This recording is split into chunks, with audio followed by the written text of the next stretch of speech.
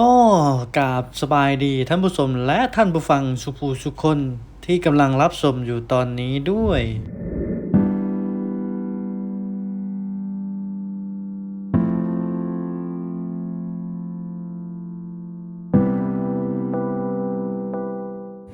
ก็สำหรับคลิปนี้แล้วทุกคนก็อาจจะยังไม่รู้เนาะตอนนี้เรากำลัง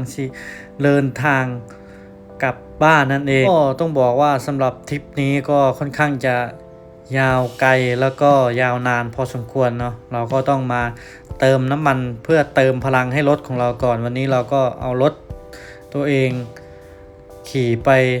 อุบลนั่นเองเนาะเขาก็สิขี่ไปฮอดบ้านเนาะเขาก็สิขี่ไปฮอดแค่อุบลราชธานีหรือว่าช่องเมกนั่นเองเพราะว่าเขาสิต่อรถจากอุบล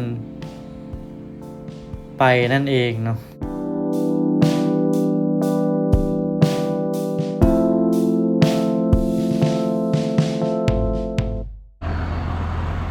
ราคารถเหลือพี่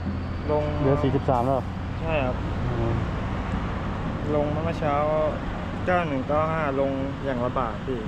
ก็20ลง3 บาทดีเซลลง4 บาทยังดีเลยดีกว่า50เกือบ50เนาะลงยังไงก็แพงแพง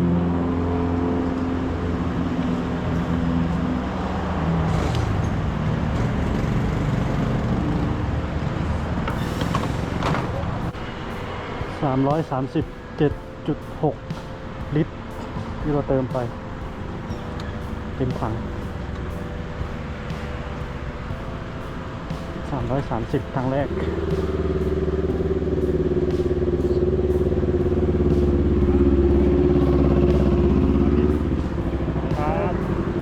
ก็ต้องบอกว่าช่วงที่เรากลับบ้านน้ำมันก็ค่อนข้างจะแพงเนาะลิตรหนึ่งก็43หรือ44 บาทเนาะตอนช่วงนั้นก็คือช่วงน้ำมันแพงนั่นเองเราเติม95ไปก็ประมาณ7.6 ลิตรนั่นเองเนาะปกติเราถังน้ำมันรถเราก็จะเติมได้11 ลิตรเนาะวันนี้ก็มีอยู่ในถังอยู่นิดนึงเนาะก็เลยเติมแค่นี้เราก็เดินทางค่อนข้างจะยาวไกลเหมือนกันเนาะวันนี้เราก็ขี่รถตอนกลางคืนซึ่งเป็นเวลายาวนานเหมือนกันเนาะเพราะว่าเราจะเดินทางจากกรุงเทพไปอุบลก็ประมาณเกือบ800กว่าโลเนาะวันนี้เราก็ไปกับรถมอเตอร์ไซค์คู่ใจของเรานั่นเองเนาะค่อนข้างจะมืดแล้วก็เปี่ยวเหมือนกันบางเส้นทางเนาะวันนี้เราก็กำลังออกเดินทางไปกันต่อยาวๆเลย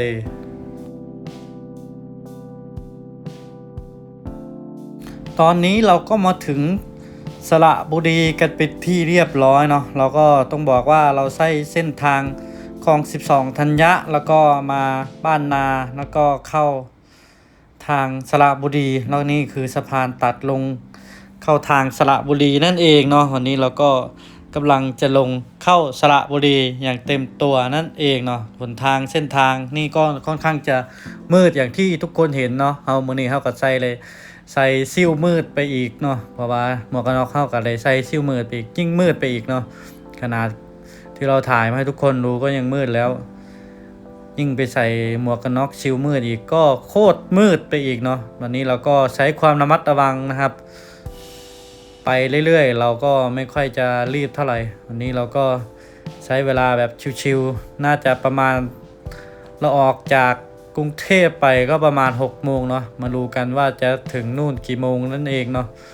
ก็เป็นเวลายาวนานวันนี้เราก็ไม่ได้นอนทั้งคืนเลิกจากงานปุ๊บเราก็ออกเดินทางกันเลยเนาะแทบจะไม่ได้พักผ่อน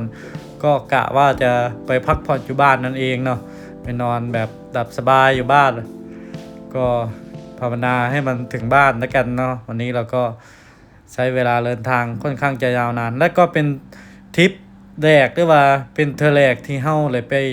ขี่จากกรุงเทพเมื่ออุบลเนาะหรือว่าด่านช่องเมกนั่นเองเพื่อหาสิขามไปลาวไต่นั่นเองบ้านเฮาก็อยู่ปากเซ่พุ่นเนาะเฮาก็ต้องบอกว่าเป็นคนลาวที่เฮาใจกะเนาะต้องว่าใจกะอีดีสิได้ขี่รถเมื่อบ้านต้องบอกว่าเป็นคนลาวคนทำอิฐที่ขับรถมอไซค์เฮาเองจากกรุงเทพเมื่อบ้านนั่นเองเนาะมันก็บ่มีไผ สิได้เฮ็ดจังซี่เนาะหรือว่าบ่ค่อยได้มีไผมาเฮ็ดจังซี่มีแต่เฮาคนเดียวเนาะก็อยากให้ทุกคนเบิ่งแล้วก็อย่าลืมกดไลค์กดแชร์กดติดตามกันไว้เพื่อสิบ่พลาดคลิปดีๆของเฮาลงไปเรื่อยๆเนาะมื้อนี้เฮาก็ค่อนข้างสิเดินทางไกลพอสมควรนั่นเองเนาะเฮาก็ต้องขอกำลังใจจากทุกคนคนละไลค์คนละแชร์เนาะเพื่อสิบ่พลาดคลิปต่อๆไปของเฮามื้อนี้เฮาก็สิตั้งใจ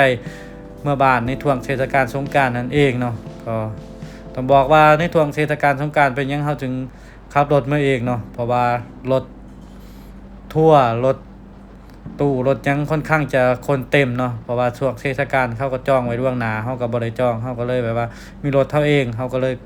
ขอขี่รถเราเองกลับบ้านเนาะขากลับนี่คนเพื่อนฝูงค่อนข้างจะเยอะอยู่ทีเดียวเนาะอันนี้เฮาก็ใช้เวลายาวนานเพื่อสิฮอดอุบลราชธานีมาดูล่อลุ้นกันว่าเฮาสิฮอดอุบลประมาณจักโมงนั่นเองเนาะตอนนี้เฮาก็ออกเดินทางกันมาฮอดสระบุรีกันแล้วไกลสิเข้าโคราชกันแล้วนั่นเองเนาะธรรมดาเนาะเพราะว่ารถช่วงเทศกาลรถค่อนข้างจะหลายหน่อยนึงเนาะเพราะว่าเฮาเขาเส้นหลักเนาะขึ้นเส้นสระบุรีแล้วก็โคราชนั่นเองเนาะก็มีเป็นช่วงเนาะแต่สำหรับเราก็ไปได้เรื่อยๆอยู่แล้วเพราะว่าเรามอเตอร์ไซค์นั่นเองแต่สังเกตว่าเฮาได้ใส่กระจกใส่แวนรถเฮาเองนั่นเองเนาะเพราะว่าเฮาก็บ่อยากไปเคลียร์กับตำรวจเสียเวลาลนนานเนาะเฮาก็ใส่ให้มันถูกตามกฎหมายนั่นเองเนาะเฮากำลังเดินทางสิเข้าโคราชกันเป็นที่เรียบร้อยเนาะมื้อนี้เฮาก็ต้องบอกว่ามีเพื่อนฝูงขี่รถนํกันถือว่าบ่ได้นัดหมายมานำกันแต่ว่าเฮาก็ใส่จุดหมายปลายทางเดียวกันเนาะก็คือโคราชนั่นเองเนาะก็มีหลายคนที่ขี่นํกันขี่มอเตอร์ไซค์นํกันเมื่อบ่ายนั่นเองเนาะแต่ว่าเขาอาจสิบ่ได้กลับไกลเหมือนเฮาเนาะเฮาก็ต้องบอกว่าอุบลช่องเมกหลานนู่นเนาะแล้วก็จะขี่รถโดยสารลาวเฮากลับเมื่อบ้านอีกเที่ยวนึงเนาะวันนี้เฮาก็ใช้เวลาโดนนานตอนนี้เรากำลังใกล้จะถึงเขื่อนลำตะคองแล้วเนาะหรือว่าสิฮอดเขื่อนลำตะคองแล้วนั่นเองเนาะวันนี้เฮาก็เดินทางมาค่อนข้างสิใช้เวลายาวนานแล้วก็เมื่อยทั้งร่างกายเมื่อยทั้งหลายอย่างเนาะพี่น้องเนาะอยากให้ทุกคนมาเบิ่งสถานการณ์ว่าเฮาขี่รถจากกรุงเทพไปอุบลระยะทางกว่า800กิโลเมตรนี่มันใช้เวลาจักชั่วโมงนั่นเองเนาะแต่ว่าเฮาเบิ่งในแมปแล้วก็ประมาณ10กว่าชั่วโมง11ชั่วโมงเนาะมื้อนี้เฮาก็ขี่รถ11ชั่วโมงอาจสิพักแหน่หรือว่าบ่ได้พักก็อาจสิดีเลย์ไปน้อยนึงเนาะก็มารอลุ้นกันว่าสิฮอดจักโมงก็อาจสิพักแน่แหละเพราะว่าเฮาขี่มอเตอร์ไซค์กลับบ้านอาจสิพักจักจุด2จุดเนาะวันนี้เฮาก็ได้ขี่ยาวๆกันไปเรื่อยๆนั่นเองเนาะก็ทุกบอกว่าทุกคนอย่างที่ทุกคนเห็นเนาะตอนนี้เฮากำลังฮอดเขื่อนลำตะคองนั่นเองเนาะรถก็ค่อนข้างสิไหลลื่นเลยทีเดียวเนาะบ่ค่อยได้ติดปานใดเนาะเพราะว่าช่วงนี้เขาเปิดทางด่วนข้างบนเฮาข้างบนหัวเฮานั่นเองเนาะ M6 เนาะสาย M6 ของนั่นเองมันก็เลยรถใหญ่บ่ค่อยหลายปานใดข้างล่างเฮาก็เลยแบบว่าได้ขี่แบบสบายคล่องตัวนั่นเองเนาะก็อย่างที่ทุกคนเห็นเนาะส่วนมากก็มีแต่รถยนต์ที่เขากลับบ้านเมืองเนาะเฮาก็เป็นสายดุยก็คือขี่รถมอไซค์เมื่อฮอดบ้านแต่ก็มอไซค์ที่เฮาขี่มันทานังแบบว่าหมอบเจ็บเบ่หลังเจ็บเบ่แอวเนาะมันเป็นแบบรถสปอร์ตนั่นเองเนาะอย่างที่ทุกคนได้เห็นเนาะเฮาก็เลยแบบว่าปวดเบ่ทั้งหลังขี่ไกลก็ปวดเบ่ขอมือนั่นเองเนาะอยากให้ทุกคนได้เบิ่งว่าการขี่รถไกลมันทรมานส่ำใดเนาะถ้าบ่จำเป็นอีหลีเฮาก็บ่อยากเอามาปานใดเนาะเพราะว่ารถเฮาก็ค่อนข้างสิไกลแล้วก็ใช้เวลายาวนานแล้วก็ค่อนข้างสิเมื่อยอีหลีเนาะอันนี้เฮาก็เลยกำลังสิเลยลำตะคองไปเนาะหนทางก็มืดเป็นบางจุดเนาะเขื่อนลำตะคองแล้วก็มืดเป็นบางจุดบางจุดก็มีแสงสว่างนั่นเองเนาะจากร้านค้าเข้ามาเฮาก็บ่ได้คอยขี่ไว้เนาะไปเรื่อยๆอย่างที่ทุกคนเห็นเนาะเฮาก็สิบ่กล้าขี่ไว้ปานใดเพราะว่าเฮาก็ขี่กลางคืนเนาะบางทีพี่น้อง คนเฮากลับบ้านบ่อึดเนาะก็นั่งถ่ายกระบะนั่งหยังไปเป็นหมู่เพื่อนกันไปเนาะเป็นภาพที่อบอุ่นอีกภาพหนึงที่เฮาได้ขี่ไปนํกันถือว่าจุดหมายปลายทางอาจสิต่างกัน แต่ว่าเขาก็นั่งถ่ายกระบะเมื่อก็ค่อนข้างสิหลายคนเหมือนกันทั้งที่เฮาขับผ่านไปผ่านมาเนาะก็มีหลายอยู่อยากให้ทุกคนได้เบิ่งนํกันว่าภาพบรรยากาศตอนเฮากลับบ้านเป็นจังไดนี่เนาะเฮาก็ขี่แบบว่าชิวๆเมื่อไปเรื่อยๆบ่ต้องรีบบ่ต้องฟ้าวเพราะว่าการที่เฮาขี่ช้าบ่ถือว่าเฮาสิฮอดช้าก็ยามันแต่ว่าเฮาเอาชั่วเอาฮอดเฮาบ่กล้าขี่ไวเนาะเพราะว่าเส้นทางเฮาก็บ่ค่อยคุ้นปานใดเฮาก็ไปเรื่อยๆของเฮาแต่ว่าต้องบอกทุกคนว่าเฮาเคยขับรถยนต์เนาะในตอนกลางวันหรือว่าเส้นทางนี้เฮาก็เคยขับจากกรุงเทพไปโคราชนั่นเองเนาะไปส่งของไปหยังเฮาก็ไปได้เนาะนี่เฮาก็ใส่ทางเส้นบุรีรัมย์นั่นเองเนาะเฮามาถึงจุดแยกทางแยกออกไปสู่ทางบุรีรัมย์นั่นเองเนาะเฮาก็สิใส่เส้นทางนี้เนาะเพราะว่าเฮาก็เคยมาส่งของเลยอยู่เนาะเส้นบุรีรัมย์นั่นเองเนาะเฮาก็เลยสิใส่เส้นนี้ไปทางอุบลยิ่งยาวเลยแต่บอกว่าเส้นนี้ค่อนข้างสิมืดแน่น้อยหนึงเนาะสำหรับกลางคืนเนาะเพราะว่าเฮาก็ขี่กลางเว้นมันก็อาจสิแจ้งแน่จักหน่อยเฮาก็บ่เคยขี่กลางคืนเมื่อบ้านหรือว่าเมื่อทางไกลขนาดนั้นเนาะนี่ก็คือขึ้นบนสะพานทางตัดไปสู่เส้นบุรีรัมย์นั่นเองเนาะอย่างที่ทุกคนเห็นค่อนข้างสิมืดแล้วก็เปลี่ยวบ่ค่อยมีรถล่างขี่นำเลยเนาะนี่เฮาก็ใส่ความระมัดระวังอย่างสูงแล้วก็ใส่ความแบบว่าทักษะในการขับรถอย่างดีเลยเนาะเฮาก็เลยแบบว่าค่อยๆไปอย่างที่ทุกคนเห็นเนาะนี่เฮาก็ได้ลงมาเขาเส้นทางเส้นบุรีรัมย์กันปิดที่เรียบร้อยเนาะมุ่งหน้ากันอีกหึงเลยทีเดียวเนาะหรือว่าอีกนานเลยเฮาก็ฮอดประมาณยังบ่ทันฮอดครึ่งทางเนาะกำลังได้200กว่าโลและถ้าไผมีความคิดเห็นอย่างไรก็อย่าลืมคิดเห็นกันใต้คอมเมนต์เนาะหรือว่าไผที่เคยขี่รถไกลขนาดนี้โดยที่ใช้มอเตอร์ไซค์เนาะที่บ่แม่นรถยนต์นั่นเองเนาะเพราะว่ารถยนต์มันก็สะดวกสบายอยู่แล้วเฮาบ่ได้ปะทะลมเนาะส่วนมอเตอร์ไซค์หรือว่ารถจักรมันก็โดนลมเต็มๆหรือว่าสภาพอากาศเป็นจังไดก็โลนเต็มๆเด้อนั่นเองเนาะวันนี้เฮาก็ขี่แบบชิวๆไปเรื่อยๆนั่นเองเนาะเฮาบ่ขอขี่ไว้เพราะว่าเฮาก็เซฟตัวเองไว้เนาะถ้าไผเบิ่งแล้วก็อย่าลืมกดไลค์กดแชร์กดติดตามกันไว้เนาะถือว่าคลิปนี้ก็เป็นคลิปอีกคลิปหนึงที่เฮาแบบว่าภูมิใจเนาะที่เฮาได้เกิดมาชาติหนึงได้ขี่รถจากกรุงเทพไปถึงอุบลถึงว่าสิบ่ฮอดบ้านเฮาเลยก็ตามเนาะแต่ว่าเฮาก็ได้ซำนี้เฮาก็ยังได้ดีแล้วเนาะถือว่าเฮาก็ใจกล้านะกานักแน่นกับเรื่องของพวกนี้เนาะถ้าว่าไผใจบ่มักก็คือสิบ่มานั่นเองเนาะเฮาก็มักการแบบว่าได้ออกมาข้างนอกขี่รถแบบชิวๆเบิ่งรอบๆข้างโตนั่นเองเนาะว่าเป็นจังไดถือว่าอาจสิได้มองแค่แวบเดียวแต่มันก็มีความสุขอีกมุมหนึงสำหรับไผที่ขี่รถเนาะแต่ว่าบ้านคนลาวเฮาขี่รถใหญ่หรือว่าขับรถใหญ่กลับบ้านก็อาจสิหลายเนาะแต่ว่าขับมอเตอร์ไซค์เมื่อฮอดบ้าน2เมกหรือว่าฮอด2เมกนั่นเองก็อาจสิบ่ค่อยมีเนาะมีแต่หรือว่ามีก็อย่าลืมมาคอมเมนต์แชร์ประสบการณ์กันว่าขี่จากกรุงเทพไปฮอดอุบลเป็นจังไดกันแน่เนาะส่วนเฮาก็ต้องบอกว่ามือชาหลังเอ็นไปเลยทีเดียวเนาะเจ็บหลังเจ็บคอเพราะว่าเฮาใส่หมวกกันน็อกลมมันตีมันก็หมวกกันน็อกเบาๆแต่ว่าเวลาลมมันตีมาปุ๊บมันก็อาจสิแบบว่าน้ำหนักเพิ่มขึ้นนั่นเองเนาะเพราะว่ามันก็สิบ่ได้รู้ลมขนาดนั้นมันอาจสิกดคอเฮาได้เลยเนาะเพราะเฮาก็ขี่รถค่อนข้างสิหลายชั่วโมงนั่นเองเนาะมันก็ทำให้เฮาเจ็บคอแล้วก็เจ็บบ่าไหล่เพราะว่าเฮาก็ได้เกียร์เปหรือว่าเกียร์กระเป๋าไปนำเนาะเป็นการแบบว่าลองใช้ชีวิตเบิ่งเนาะต้องบอกว่าคลิปนี้ถ้าไผเบิ่งมาฮอดจุดนี้แล้วอย่าลืมเนาะเป็นกำลังใจให้กันแน่เนาะคนละไลค์คนละแชร์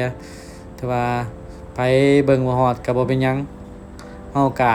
ขอบคุณหลายๆคลิปนี้เฮาก็สิขอเก็บเป็นแบบว่า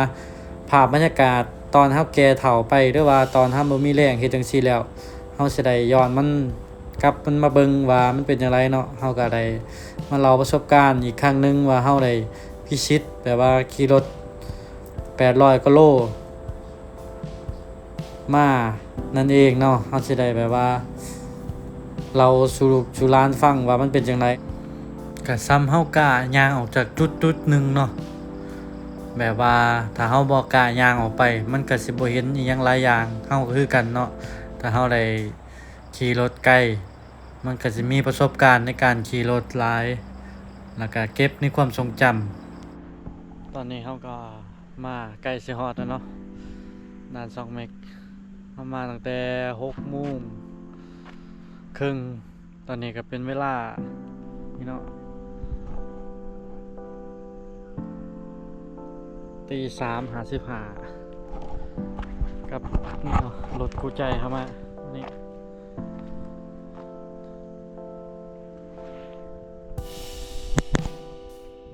เย่เขาก็มาหอดกันแล้วเนาะนี่ก็คือ2เมกแล้วก็ตำบล2เมกอีก1 กิโลรถมาอยู่พุ่นเนาะเมื่อยเย่ในที่สุดเราก็มาถึงช่องมิกเนาะก็ต้องบอกว่าเหลืออีก1 กิโลอดใจเราอีกสักหน่อยเนาะสำหรับพ่อแม่พี่น้องท่านผู้ชมทุกคนเนาะ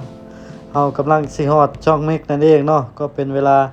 ตี 4นั่นเองเนาะเพราะว่าเฮาให้เบิ่งเวลาละมื้อนึงก็ตี 3:55 3มาออกโตวก็ตี 4แล้วเนาะวันนี้เฮาก็ใกล้สิฮอดด่านช่องมิกแล้วข้างหน้าเรานี่เองเนาะก็เป็นด่านช่องมิกที่เรารอคอยตั้งหลายชั่วโมงเนาะต้องบอกว่าเป็นทริปที่แบบว่าเป็นภาคภูมิใจของเขาเองที่แบบว่าใจกล้าขับรถมาจากกรุงเทพถึงช่องมิกกันเลยทีเดียวเนาะถ้าใครอยากคูว่าระยะทางจักกิโลลองเชิร์ชดูจากที่ทุกคนอยู่จนมาถึงช่องมิกก็ประมาณกิโลเนาะนี่เราก็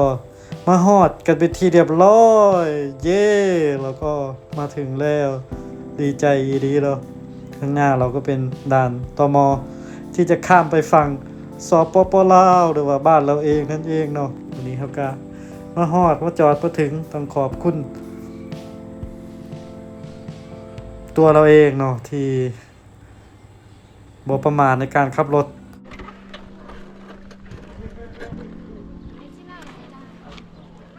มีแล้วอะไรหัวไปสียากเนาะ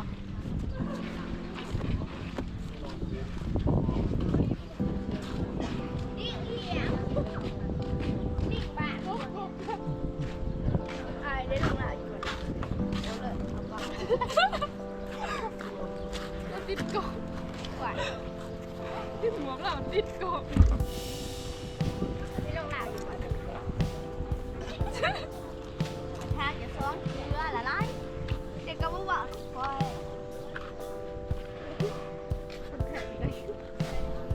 คนไทยครึ่งหนึ่ง ใส่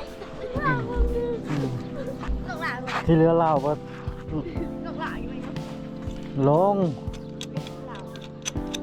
มีแล้ว มีอะไรอีกล่ะพ่อแม่เด้อ คนแช่จะเบิ้งฮะ ก็มันเปิดที่บนเรื่องปิด มันเปิดมันจะมีไฟ เด็กไฟ มันก็เปิดอยู่ ฮะดูไหนดอก ข่อยเห็นคลิปอะไรเขามันตัวคล้ายหลอกซิมอีหยังวะ ตัว150ที่ว่า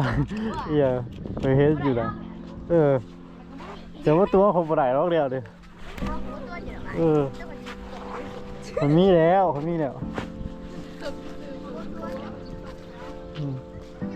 ต้มจนเปื่อย